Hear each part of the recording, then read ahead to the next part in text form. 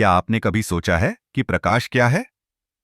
आइए, हम Albert Einstein की थ्योरी ऑफ लाइट के बारे में बात करते हैं। आइंस्टीन ने हमें बताया कि प्रकाश केवल एक साधारण किरण नहीं है, बल्कि यह एक अद्भुत कण है, जिसे हम फोटॉन कहते हैं। फोटॉन न केवल ऊर्जा का वाहक है, बल्कि यह एक अद्वितीय व्यवहार भी दिखाता है।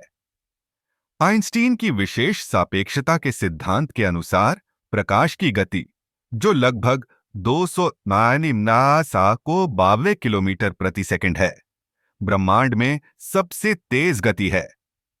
यह गति एक स्थिरांक है, जिसका मतलब है कि इसे कभी भी पार नहीं किया जा सकता।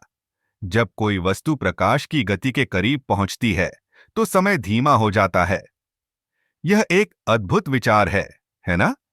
आइंस्टीन ने यह भी बताया कि प्रकाश की गति में परिवर्तन के कारण समय और स्थान एक दूसरे से जुड़े हुए हैं। इसे हम स्पेस टाइम कहते हैं। जब हम किसी तेज गति से चलते हैं, तो हमारे लिए समय धीमा हो जाता है।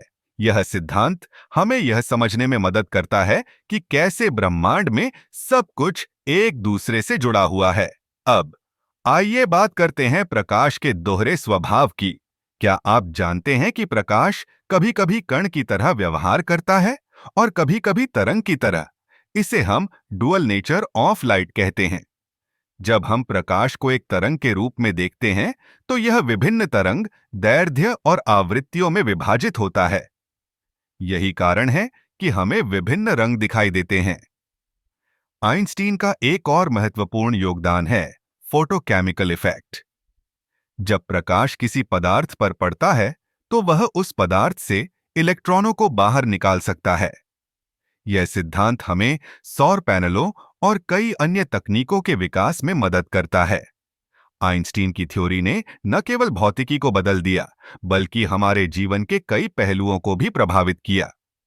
आज हम जिस तकनीक का उपयोग करते हैं, जैसे कि लेजर, मोबाइल फोन और जीपीएस, ये सब आइंस्टीन के सिद्धांतों पर आधारित हैं।